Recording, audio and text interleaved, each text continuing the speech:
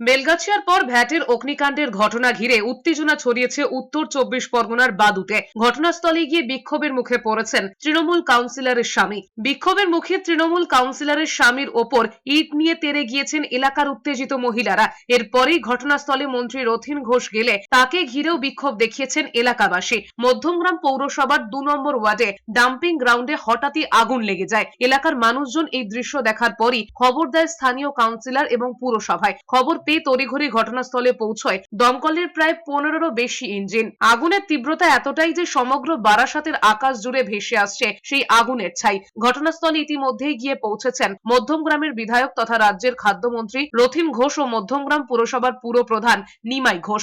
এলাকার বাসিন্দাদের বিক্ষোভের মুখে পড়ে তারা। কাউন্সিলর হাজবেন্ড গায়ে হাত তুলেছে, ঘর ভেঙে দেবো, এখান থেকে ঘর তুলে দেবো, পরে দেখে নেবো, সবকিছু বলেছে। মিথেন গ্যাস ফর্ম করলে আগুন লাগে, সেই আগুনটা লেগেছে, সেইটা স্ক্যাটার্ড ওয়েতে হয়েছে। স্ক্যাটার্ড ওয়েতে হওয়ার ফলে এই কাছাকাছি যে সমস্ত নিয়ারেস্ট বাড়ি আছে তার উপরে খানিকটা হিট এলিভেট করেছে, এবং সেইটার জন্যে ওনাদের এটা বক্তব্য যে এখানে ডাম্প না করাটাই ভালো, অন্য জায়গায় করার ব্যবস্থা করা। এখন হয়তো এই ব্যবস্থাটা উঠে যাবে।